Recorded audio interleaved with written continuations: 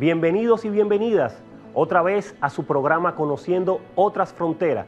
En el día de hoy, su anfitrión José Luis Morillo, como siempre, estaremos compartiendo con ustedes un conjunto de informaciones sumamente interesantes sobre el contexto internacional.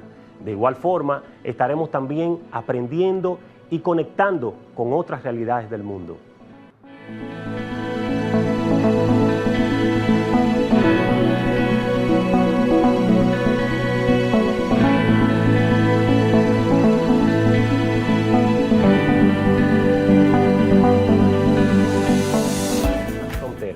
En el día de hoy vamos a hacer un análisis sobre lo que sucedió este fin de semana en Estados Unidos. Estamos hablando del atentado que se le hiciera a Donald Trump en un momento donde él estaba promoviendo su candidatura en el estado de Pensilvania. Esta situación que sucedió, que aconteció con relación al atentado que se le hiciera, nos permite a nosotros comenzar a pensar en qué está la sociedad norteamericana, cuál es su situación actual. ¿Por qué se presenta en el marco de una campaña un atentado que hace más de 40 años que esa sociedad no atravesaba por una situación de este tipo? Y esto nos permite entender que Estados Unidos está cruzando por uno de sus momentos más difíciles desde el punto de vista institucional y sobre todo de sus instituciones democráticas. Este elemento que pone entredicho si definitivamente el atentado contaba con la participación de organismos vinculados al status quo norteamericano por todos los elementos que han estado saliendo hasta ahora en la prensa internacional, nos hace pensar que estamos frente a situaciones que nos trasladan a la historia de Estados Unidos cuando sucedieron los acontecimientos de la Guerra Civil, que fue marcada por las grandes diferencias en un momento donde los sectores políticos no se pudieron poner de acuerdo y eso generó una división dentro de esta sociedad que marcó las pautas para los conflictos que a final de la jornada desangraron a este país y que generaron un conjunto de situaciones que hasta el día de hoy todavía se arrastran algunas de estas diferencias. Lo que está pasando definitivamente ha preocupado a la comunidad internacional, ha generado un pánico de si vamos a tener unas elecciones que estén desarrolladas en el marco democrático o si van a haber situaciones que enfrenten de manera directa a la población en Estados Unidos. La verdad que debemos de comenzar a tomar medidas en estos países para que comience a involucrarse la sociedad sobre la base de la participación, sobre la base de la criticidad y no sobre el terror y los conflictos que se han estado desarrollando. Para muchos, esta situación se venía desarrollando desde hace mucho tiempo, sobre todo por un candidato que ha sido bastante punzante, crítico y ha sido uno de los candidatos que ha tenido el discurso más radical ante las situaciones de los migrantes, de las mujeres, de las personas incluso que tienen diferencias desde el punto de vista ideológico y para muchos teóricos, esto es parte de un discurso de odio que ha alimentado el propio candidato Donald Trump. Esta situación nos lleva a entender que es el momento de parar, que es el momento de pensar de qué forma podemos corregir estas situaciones para que no lleve a una destrucción de una de las democracias más grandes del mundo que ha permitido servir de modelo para toda América Latina y sobre todo para todas las naciones desarrolladas. Bueno, señores, continuamos con su programa Conociendo Otras Fronteras.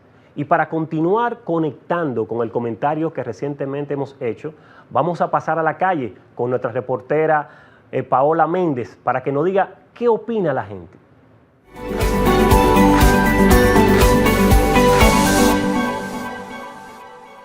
Hola a todos y todas, sean bienvenidos y bienvenidas a este segmento de ¿Qué opina la gente? Y en el día de hoy nos encontramos en las calles del Gran Santo Domingo para escuchar un poco de la opinión de las personas a propósito del reciente atentado contra el expresidente Donald Trump el pasado sábado 13 de julio. Es importante resaltar que en este hecho varias personas resultaron heridas y 2 muertos. Así que acompáñennos.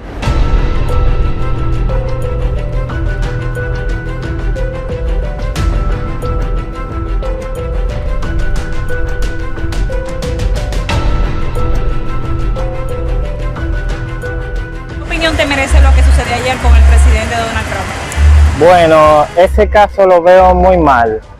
en verdad, porque fue un intento de asesinato prácticamente. Entonces nosotros los seres humanos no tenemos derecho en verdad a quitarle la vida a otra persona por cualquier circunstancia o opción que sea. No lo veo muy bien. No, eso está muy mal porque le intentaron quitar su vida, eso no se debe. No estoy de acuerdo con que le quiten la vida a otra persona y menos por política. Nada más saben ellos qué está pasando y qué hay detrás de eso, porque nadie está llamado o sujeto a quitarle la vida a nadie. Y nosotros estamos hablando y abundando, pero ellos tienen su problemita porque es que el presidente fue muy manipulador, muy maltratador y tiene su cuenta pendiente porque no era que era un flyer catcher, el tipo era un cuenta pendiente, es lo único que yo puedo entender y decir.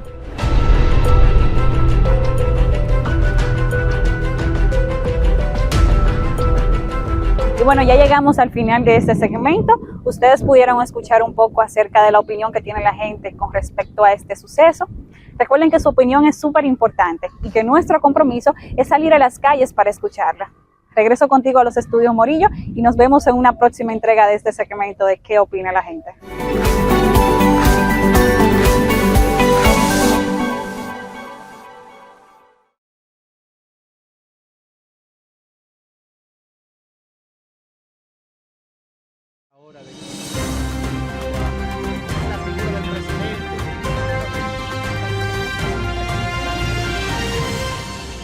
Soy Hernán Paredes y te invito a sintonizar el programa Voz Vespertina por Voz Media Network, en el canal 85 de Claro, de lunes a viernes.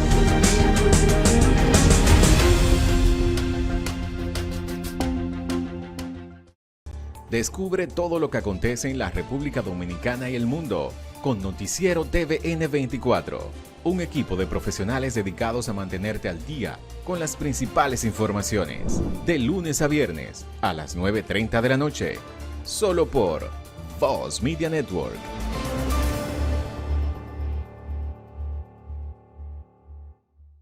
Ahora en Voz, puede disfrutar de La Expresión de la Tarde con los destacados periodistas y comunicadores Adolfo Salomón, ayer el presidente Luis Abinader, Carmen Curiel, quizás la inteligencia, Roberto Gil y Ángela Costa. posición del presidente. De lunes a viernes de 3 a 5 de la tarde, La Expresión de la Tarde, por Voz, Canal 85 y en nuestras redes sociales, @tvn24.do, @VozMediaNet, en TikTok, @tvn24do, en nuestra página web, Voz Media Network, en YouTube, Voz Media Network, TVN24DO. Hoy, aunque Julia está allá en los países, está cerquita de su papá aquí en Moca, enviándole los chilitos de la compra del mes por la nueva app Remesas Reservas. Al igual que Nicole, que va corriendo a montarse en la estación de Gran Vía en Madrid y puede enviarle todo el cariño a su mamá por la nueva app Remesas Reservas. Y como Fernando, que le envía a su hermano los chilitos para completar el mes para que ambos sigan cuidando a sus padres en el campo. Cariño en mano con la nueva app Remesas Reservas. Una manera fácil, rápida y segura de recibir y enviar dinero a tu gente. Disponible ya en Europa y Estados Unidos. Banreservas, el banco de todos los dominicanos. El mundo, sus complejidades, cultura, datos curiosos. ¿Te suena raro todo esto? Te invitamos a que conozcas más en Documentales VMN. Vívelos por Voz Media Network.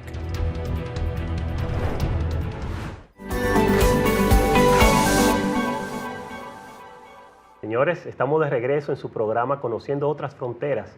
En el día de hoy tenemos un invitado que pudiéramos decir con mucha experiencia en temas económicos, pero sobre todo un gran conocedor del mundo. Es un economista joven, estudió en la Universidad Autónoma de Santo Domingo, pero además tuvo la oportunidad de hacer 2 especialidades en Francia. en el ámbito de la economía y sobre todo esa economía política que es tan importante para uno comprender la realidad de las sociedades y tener una visión mucho más amplia del mundo.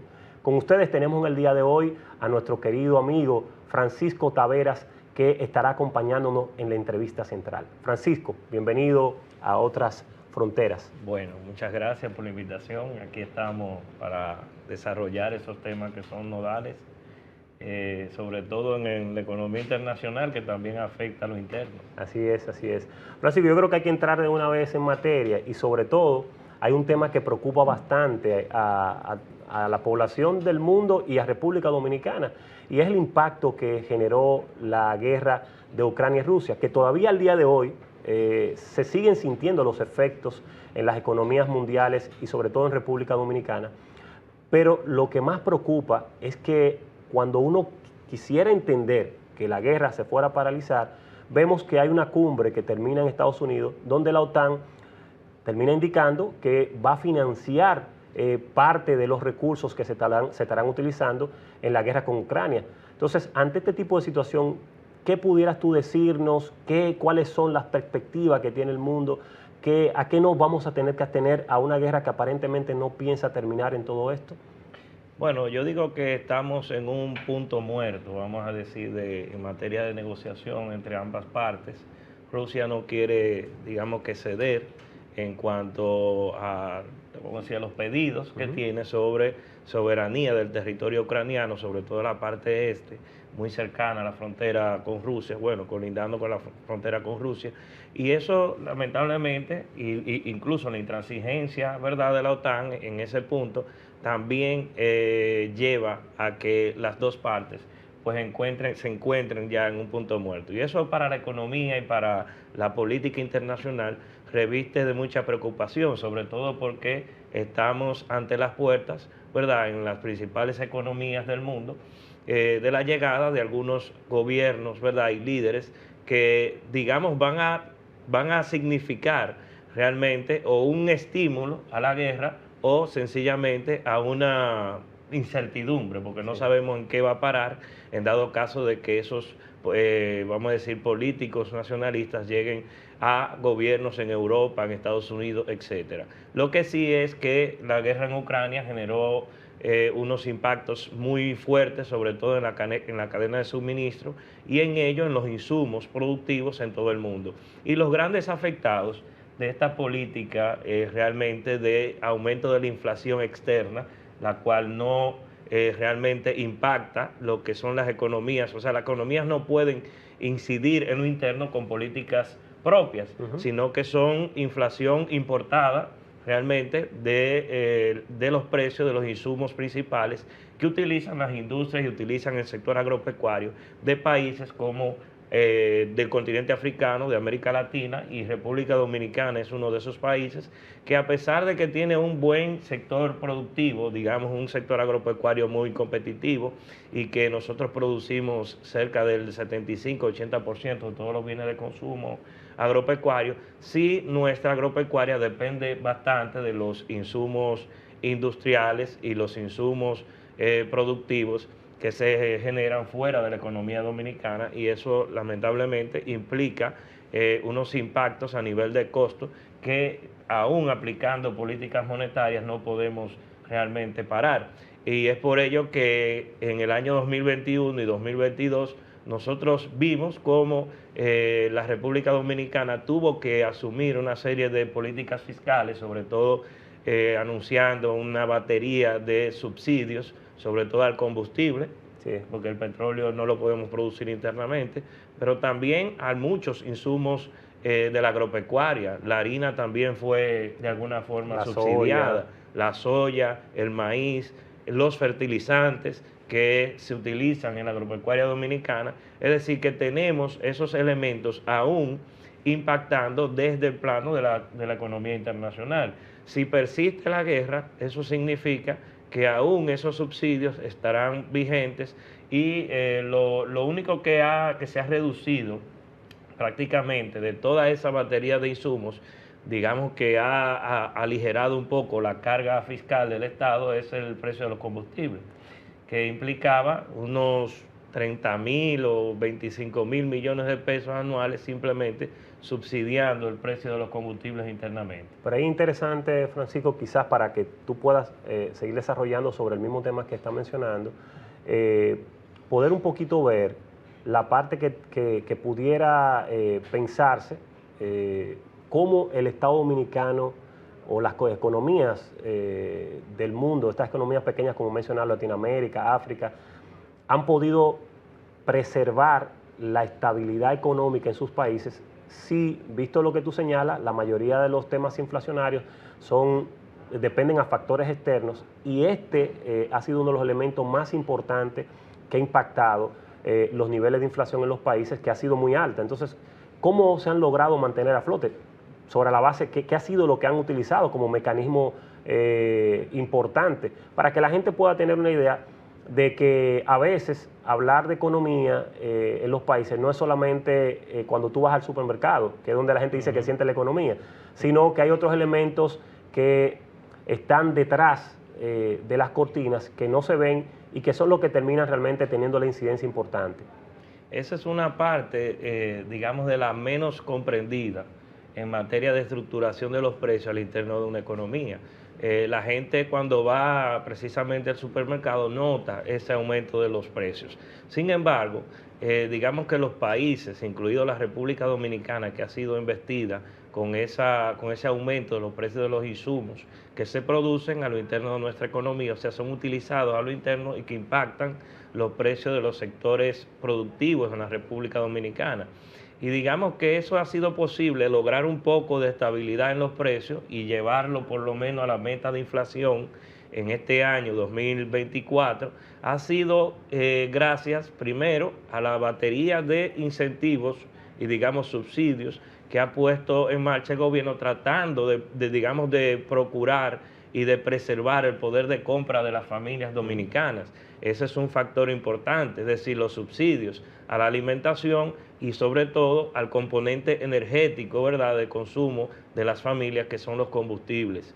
Y por el otro lado, energía. Y esa es la única manera que podemos, desde el plano de la política fiscal, dígase de los gastos y de los impuestos, tratar de un poco aliviar lo que es el costo que genera la inflación en los ingresos de las familias. Pero también el Banco Central ha jugado un rol también de estabilización, aumentando, lamentablemente, porque hay que tomar esas medidas para tratar de que los precios se vuelvan a su redil de estabilización, es aplicar las políticas restrictivas, digamos, de aumento de la tasa de interés para un poco que aliviar lo que es la demanda de consumo tanto de las empresas como de las familias. Y eso, de alguna manera, genera un componente de estabilización de los precios porque le quita, por un lado, demanda de crédito que va a la inversión y al consumo de la familia, y por el otro lado el gobierno con la política fiscal está aliviando o aumentando el ingreso disponible de los consumidores con los subsidios. O sea que digamos que esas son las dos variables en materia de política económica que están pesando o están en juego para, tratar de parar un poco el efecto de la inflación en nuestras economías. Mira, muy interesante, permite generar una idea mucho más clara de estos procesos, pero tú sabes que hay un tema obligado a tratar y es las elecciones de Estados Unidos y el curso que ha tomado, sobre todo la situación que sucedió este fin de semana, cómo ha impactado en el imaginario de la ciudadanía en Estados Unidos y en el mundo, porque todo el mundo se ha quedado definitivamente sorprendido, porque no se imaginaban que podía darse un acontecimiento de este tipo. Esto, desde el punto de vista económico, ¿cómo afecta, por ejemplo, a esa sociedad norteamericana? ¿Generaría esto algún tipo de alza? ¿Podría producir algún tipo de vamos a decir, de restricciones, de que los inversionistas comiencen a valorar los niveles de inseguridad que está viviendo esa sociedad? ¿Cómo se refleja estos procesos a nivel de América Latina? Esto un poco para que tú puedas darnos algunas ideas desde el punto de vista económico sobre este impacto de estas situaciones que acabamos de ver el fin de semana. Bueno, yo digo que esas manifestaciones que se están dando de un giro, ¿verdad? Esa división que existe en el enfoque de la política a lo interno de los Estados Unidos tiene un efecto a nivel de América Latina, tanto en lo político como en lo económico. En lo político vimos que el primer ejercicio político y la emersión sobre todo de Donald Trump como figura política tuvo como consecuencia la estimulación de liderazgos autoritarios, soberanistas, nacionalistas en toda América Latina. El caso de Bolsonaro, por ejemplo, que es digamos que es uno de esos ejemplos en América Latina, pero también tenemos el caso de Milei en Argentina, que aunque no tienen, digamos que vinculación un tanto directa con el trumpismo, tienen algunas cosas en común. Por ejemplo, lo que tiene que ver con la bajada de los impuestos, una política antiestado y una política totalmente neoliberal, de que los sectores estratégicos de la economía deben estar en manos privadas. Pero eso genera, sobre todo en el giro que se le da a la política, que impacta a las políticas económicas. Una vez, por ejemplo, este hecho obligatoriamente va a impactar en los resultados electorales en Estados Unidos. Posiblemente Donald Trump se haga con la presidencia, eso va a cambiar inmediatamente el escenario económico del país, en el sentido de que ya tendremos un Donald Trump insistiendo, por ejemplo, en ciertas políticas que no dieron resultado en su cuatrenio, como por ejemplo el alza de los aranceles a nivel de ciertos países, una política de guerra comercial, lo que hace que evidentemente que el comercio como factor dinamizador de la economía mundial pues se reduzca. Tanto China como Estados Unidos y además Europa como bloque son las grandes economías en el mundo, y ahí está India, que también está, digamos, emergiendo como una economía de las principales, de las cinco economías principales. Y si Trump insiste en esa política, digamos, de aumento de los aranceles, eso generará un aumento de los precios de muchos bienes industriales, sobre todo de vehículos, de electrodomésticos, de bienes electrónicos, etcétera, y posiblemente de bienes de consumo agropecuario.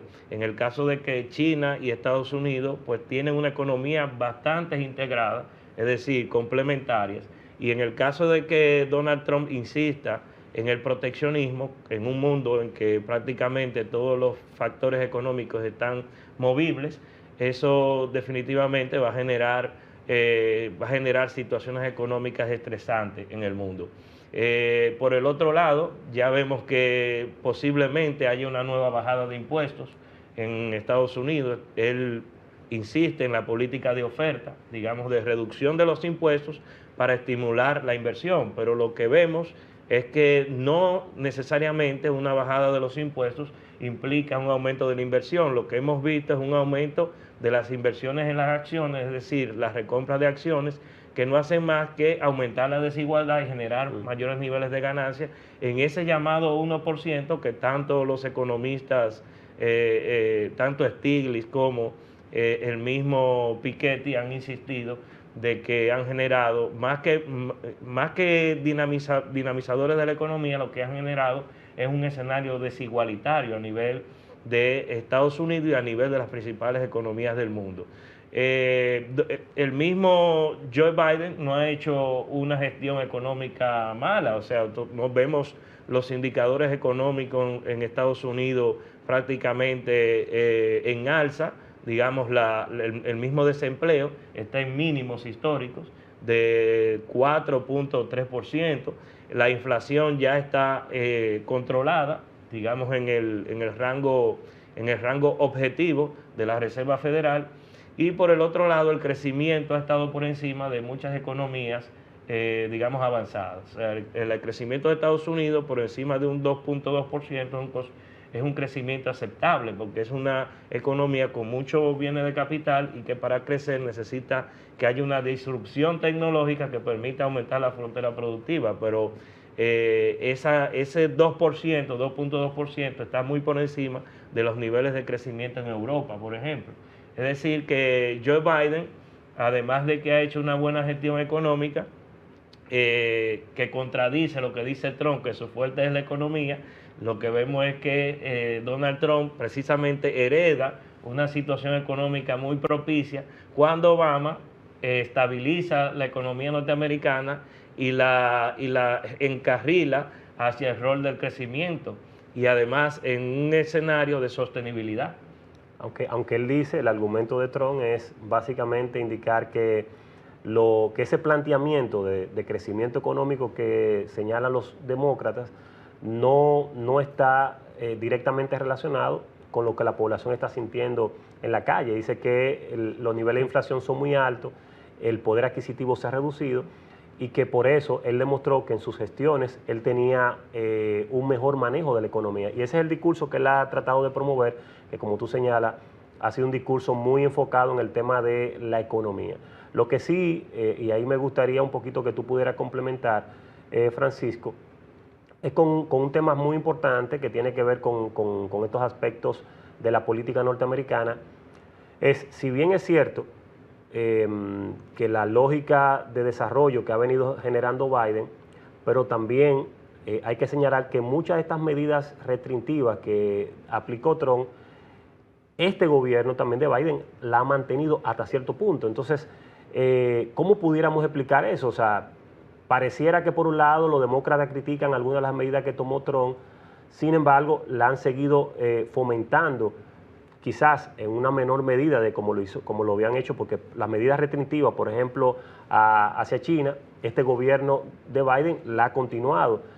Muchas medidas incluso que Trump había desarrollado a nivel de los migrantes, por señalarte algunos casos, este gobierno también la ha continuado. Entonces, ¿hasta qué punto pudiéramos decir que se diferencian uno del otro?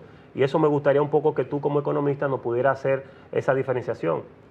Bueno, fíjate, realmente el predominio de las ideas conservadoras ha hecho un poco girar hacia la derecha algunas posiciones políticas, incluso la misma economía como vinculante, ¿verdad?, al tema político, ha hecho también girar el discurso hacia una, digamos, rechazo a las medidas estatales, es decir, el Estado como, digamos, pivote del desarrollo económico ha estado un poco bajo el foco de la discusión y del debate en Estados Unidos. Y eso ha llevado a Joe Biden a asumir algunas medidas que eran propiamente trumpistas, vamos a decir, ese rechazo hacia la relación económica y política hacia China, este gobierno lo ha mantenido, quizás con algunas pocas diferenciaciones, pero en esencia todavía existe, lo cual da aquiescencia a que esta política de Donald Trump en materia de comercio pues tenga aún vigencia. Y es porque realmente en el plano de la discusión de las ideas a lo interno de Estados Unidos, las ideas conservadoras están ganando la batalla, realmente, la batalla cultural. Y eso definitivamente hace que estas políticas tengan aún vigencia.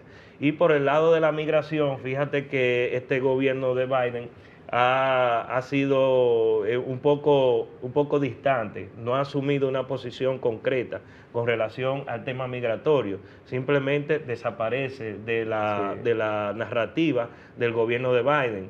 Y hay que resaltar que si bien la inmigración descontrolada y no documentada puede ser que se constituya en un problema social para cualquier país, no obstante, para la economía norteamericana, el tema de la inmigración implica también un apoyo desde el plano de la economía, porque tanto la agropecuaria, como sucede en todo país que es receptor de migrantes, igual que la construcción en Estados Unidos está fundamentada básicamente en el trabajo migrante. Y decía Joseph Stiglitz hace una semana, haciendo una valoración después del debate que sostuvo Biden con Donald Trump, de que quién gestiona mejor la economía, quién la gestionará mejor. Y él establecía algo muy real y que a veces no es muy popular decirlo. Y es que, lamentablemente, aunque los conservadores no lo quieran entender, la migración es un apoyo económico en aquellos sectores de intensidad de mano de obra y que la mayoría de los ciudadanos norteamericanos pues no trabajan realmente en esos sectores, sobre todo en la industria agropecuaria y en la industria de la construcción, que es uno de los que más se apalancan con el crédito, o sea, tiene una relación muy directa con el sector financiero.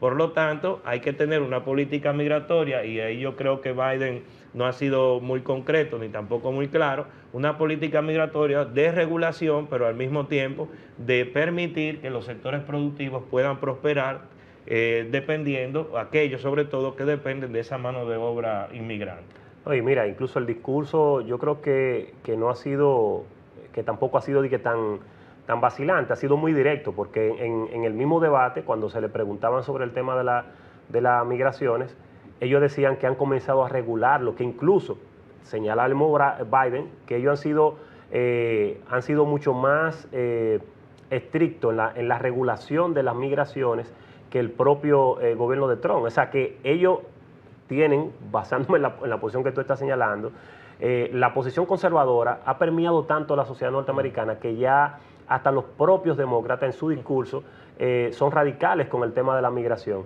Y el otro aspecto importante es el tema económico. Como tú has señalado, las guerras al final de la jornada esconden detrás es un interés económico.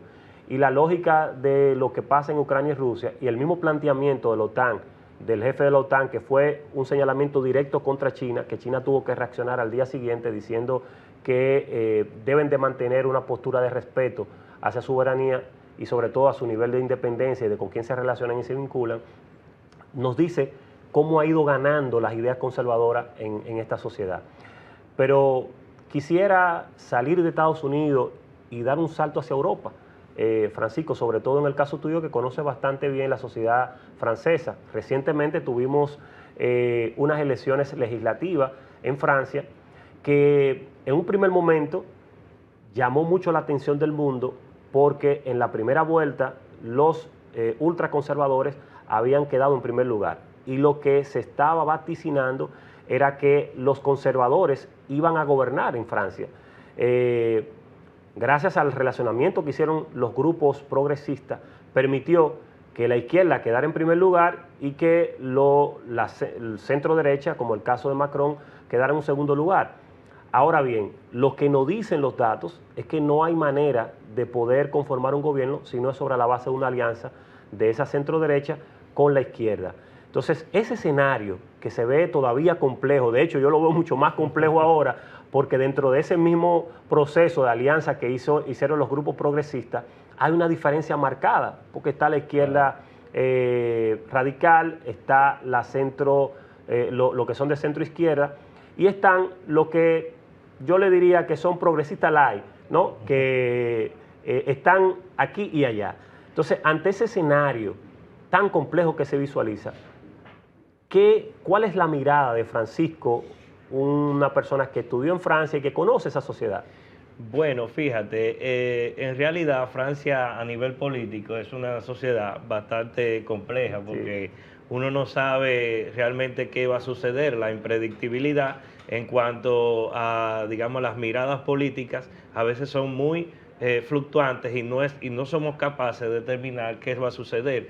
Incluso en la primera vuelta, realmente nosotros pensábamos, ¿verdad?, de que ciertamente era una barrida para Marine Le Pen y su agrupamiento nacional, que es vamos a decir, un partido político que ha ido creciendo poco a poco desde los orígenes de ese partido que se llamaba Frente Nacional, cuyo padre, Jean-Marie Le Pen, el padre de Marine Le Pen, era el principal líder y tenía realmente una fundamentación fascista, nacionalista, soberanista, pero sobre todo en los aspectos de rechazo hacia lo otro, digamos, que esa ha sido la esencia, ¿verdad?, del pensamiento del Frente Nacional. Y ha ido poco a poco calando en la popularidad y en la preferencia del electorado francés, y eso es lo que realmente preocupa, cómo este partido realmente fascista, nacionalista, ha ido calando poco a poco, y eso ha sido gracias a que Marine Le Pen ha ido variando un poco esa política, esa identidad partidaria hacia un centro, pero que todavía permanece la esencia, ¿verdad?, nacionalista de ese partido que heredó de su padre. Entonces, la complejidad del sistema nos indica de que hay que hacer realmente una especie de discusión a lo interno de la coalición victoriosa, porque siempre sucede en Francia que cuando la ultraderecha logra avanzar y peligra realmente la estabilidad del sistema político en términos de su institucionalidad, hay lo que se llama un agrupamiento de los sectores republicanos, así es que ellos le llaman. Aquellos sectores que a pesar de que tienen diferencias antagónicas e irreconciliables, tienen un punto en común, y es que realmente son defensores del Estado de Derecho y de la institucionalidad, y crean una barrera alrededor del avance del sector ultraderecha. Entonces eso fue lo que sucedió en la segunda vuelta. ¿Tú crees que la izquierda radical podrá hacer gobierno? ¿Le darán la oportunidad de hacer gobierno? Bueno, yo diría que Macron dijo que no, que esa es una posibilidad realmente remota, pero la otra opción que se tiene es vamos a decir, la integración de un gobierno donde los socialistas y los socialdemócratas, el Partido Socialista y Macron, ensamble, ¿verdad?, conjunto, la agrupación que lleva al presidente, pues entonces puedan llegar a un convenio. Pero eso puede generar una inestabilidad dentro de la cohesión de la coalición ganadora, y eso no es, yo creo que va a traer muchas complicaciones para formar gobierno. Yo creo que hay que buscar la manera de integrar a ese polo, a comunistas y al sector de Jean-Luc Mélenchon, que creo que es el que tiene mayor caudal de apoyo dentro de la sociedad francesa, sí, dentro del espectro de la izquierda. No, y fueron lo que más votos sacaron. Sacaron alrededor de unos 73 diputados por encima de los socialistas, que lo que sacaron fueron 60 más o menos. Y los verdes. Y los verdes sacaron como 30 y tantos votos, pero yo no creo que incluso ni siquiera si dejan fuera a los comunistas, no tienen forma de llegar a los 289 votos que se necesitan para poder hacer gobierno. O sea que yo entiendo que se tienen que sentar, como tú dices, y tratar de llegar a un acuerdo en ese sentido. Francisco, me parece que la visión que tienes es como la visión más correcta de esa línea que se debe de asumir en Europa. Y ya un poco para terminar, Francisco, me gustaría que tú puedas dejarnos algunas ideas centrales de la perspectiva económica que le viene al mundo con todo estos acontecimientos, porque el mundo parece que se ha vuelto loco y han comenzado a surgir una cantidad de acontecimientos que no pareciéramos que estamos en el siglo XXI, donde muchas cosas entendíamos que ya habían sido superadas. Pensábamos que los tiempos de los conflictos armados como un mecanismo económico habían cambiado y estábamos en los momentos de la conciliación y el manejo de las relaciones internacionales. Esto parece que estamos volviendo al pasado, pareciera que estamos volviendo a una nueva guerra fría en el siglo XXI, y lo que nos hace es generar un panorama económico bastante complicado. Entonces, nos gustaría escuchar al experto en economía que nos pueda decir qué le espera al mundo en los próximos años. Bueno, nosotros estamos viviendo un cambio realmente de hegemonía económica en el mundo, y eso trae sus repercusiones tanto en la estabilidad política mundial como en la conformación y la estructuración de todo el comercio internacional. Yo creo que este tipo de situaciones siempre generan escenarios donde hay que realmente innovar, buscar la forma de que por lo menos los bloques económicos que están marcadamente ya definiéndose, tanto en Asia como alrededor de los BRICS, alrededor de ciertos bloques económicos que son contestatarios y que realmente están contestando lo que es el consenso de Bretton Woods.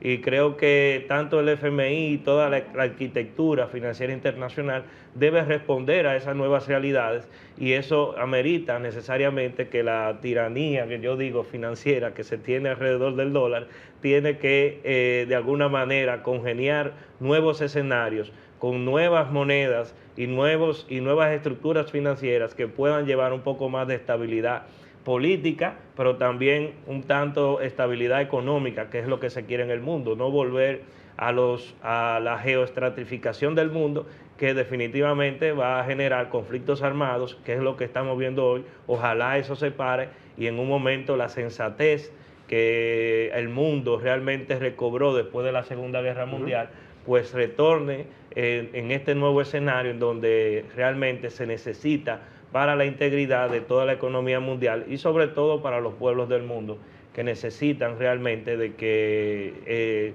los consensos alrededor de la seguridad social, de la protección social se mantengan después de los 30 años gloriosos que vivió el capitalismo, de los 40 a los años 70, puedan regresar de alguna forma renovados, pero con nuevos derechos y nuevas situaciones que se adapten a la economía en estos momentos. Bueno, gracias Francisco, la verdad que ha sido un programa, diría que muy interesante, cargado de contenido, sobre todo hemos hecho un recorrido por los diferentes sistemas económicos y además hemos tratado los temas vinculados a las realidades europeas y de Estados Unidos. Así que esperamos que esta no sea ni la primera ni la última, que podamos verte otra vez por aquí tratando estos temas económicos, que podamos llevarle a la población que nos sigue en este programa todo este contenido que ha sido bastante interesante. Francisco, muchas gracias y continuamos con una pausa después de este interesante programa.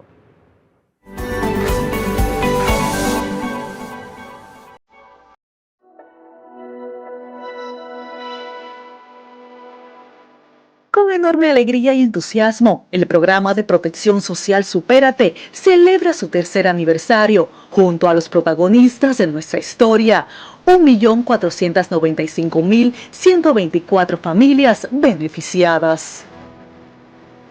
Hemos laborado incansablemente para mejorar la calidad de vida de los hogares y sus integrantes mediante la inclusión social y la garantía de sus derechos. En cada proyecto hemos impregnado nuestros sinceros deseos, traducidos en el bienestar y sostenimiento de los participantes.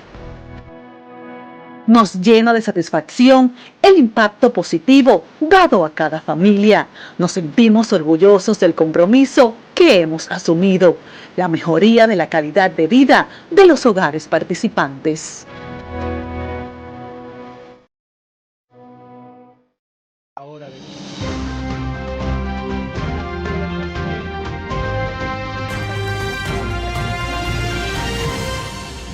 Soy Hernán Paredes y te invito a sintonizar el programa Voz Vespertina por 2 Media Network en el canal 85 de Claro, de lunes a viernes.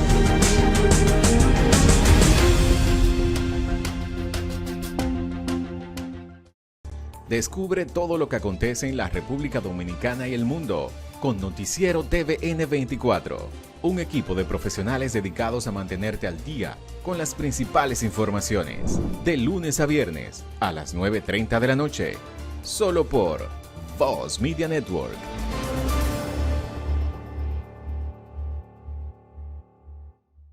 Ahora en Voz, puede disfrutar de La Expresión de la Tarde con los destacados periodistas y comunicadores Adolfo Salomón, Que ayer el presidente Luis Abinader. Carmen Curiel, Quizás la inteligencia. Roberto Gil y Ángela Costa. Posición del presidente. De lunes a viernes de 3 a 5 de la tarde, La Expresión de la Tarde, por Voz, Canal 85 y en nuestras redes sociales, @tvn24.do, @VozMediaNet, en TikTok, @tvn24do, en nuestra página web, Voz Media Network, en YouTube, Voz Media Network, TVN24DO. Hoy, aunque Julia está allá en los países, está cerquita de su papá aquí en Moca, enviándole los chilitos de la compra del mes por la nueva app Remesas Reservas. Al igual que Nicole, que va corriendo a montarse en la estación de Gran Vía en Madrid, y puede enviarle todo el cariño a su mamá por la nueva app Remesas Reservas. Y como Fernando, que le envía a su hermano los chilitos para completar el mes, para que ambos sigan cuidando a sus padres en el campo. Cariño en mano con la nueva app Remesas Reservas. Una manera fácil, rápida y segura de recibir y enviar dinero a tu gente. Disponible ya en Europa y Estados Unidos. Banreservas, el banco de todos los dominicanos. El mundo, sus complejidades, cultura, datos curiosos. ¿Te suena raro todo esto? Te invitamos a que conozcas más en Documentales VMN. Vívelos por Voz Media Network.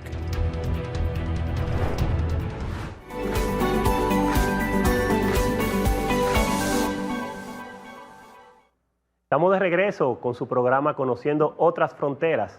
En este momento vamos a hacer un segmento que sé que a ustedes les gusta mucho porque le permite conocer el marco legal de otros países y de cómo nosotros poder viajar de forma segura. Nos vamos con nuestra compañera Erika Viola en un cruce legal.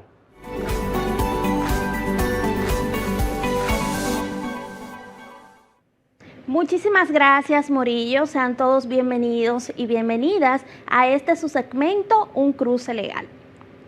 En la tarde de hoy estaremos conversando acerca del permiso de salida de menor. Este es un documento que emite la Dirección General de Migración, en la cual el padre o madre del menor de edad que va a salir del país otorga el permiso para la salida del territorio dominicano de ciudadanos y residentes dominicanos en el país. Cabe destacar que este procedimiento se realiza a través de la página virtual de la Dirección General de Migración, para lo cual se necesita completar una serie de requisitos legales, como son obtener un poder o permiso notarial, las actas de nacimiento del menor, copia de pasaporte, pagar los impuestos correspondientes, entre otros. Asimismo, es bueno destacar que dicho permiso se debe de obtener 48 horas antes de la salida del menor del territorio nacional. Si quieres conocer más sobre este tema, te invitamos a que nos sigas en las redes sociales como @conociendoOtrasFronteras y por ahí te podemos responder cualquier duda o inquietud que tengas respecto a este tema. Muchas gracias.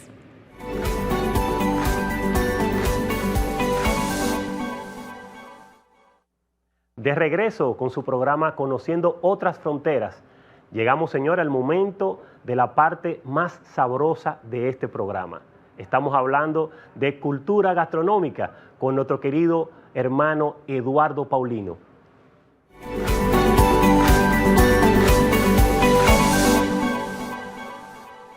Hola mi gente, ¿qué tal? Bienvenidos a su segmento Cultura Gastronómica. Hoy nos encontramos en los chicharrones de la Cayetano del José, que según nos dicen son los mejores de la zona. Así que te invito a que me acompañes a comprobar si esto es cierto.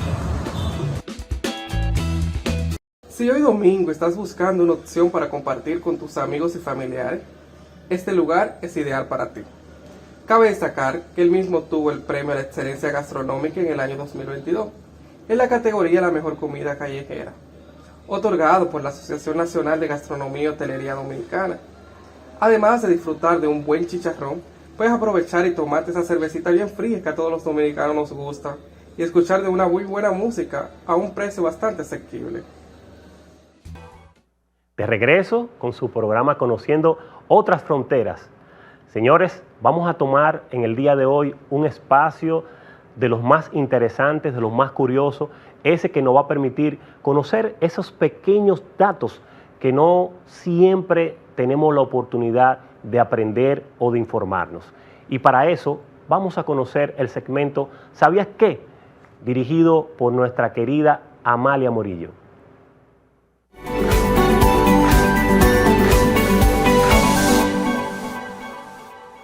Hola, mi nombre es Amalia Morillo y bienvenidos a este segmento llamado ¿Sabías qué? ¿Sabías qué? Que a los trabajadores de América Latina le han incrementado por cientos a su salario mínimo. Bueno, entre ellos se encuentran México, que ha incrementado un 20% en el salario mínimo. También se encuentra Brasil, que ha aumentado un 6.96% en el salario mínimo. Y por supuesto nuestra querida República Dominicana, que ha incrementado el 19% al salario mínimo. Para mejor entendimiento, tú y yo vamos a evaluar una gráfica que define los sueldos mínimos de cada país.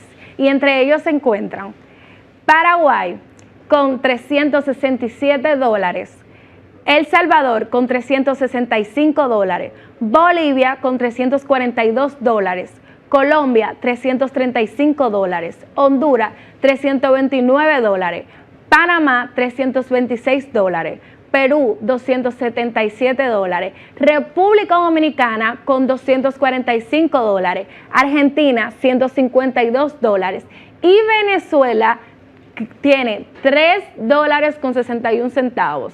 Pero mejor mencionemos lo que ganan, lo que tienen mejor ingreso económico, que son Guatemala con $417, México con $440, Ecuador $460, Chile $521, Uruguay $570 y Costa Rica con $687.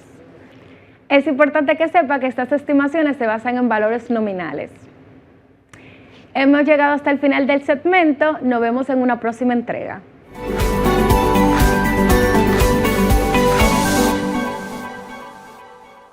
Hemos llegado al final del programa del día de hoy, conociendo otras fronteras.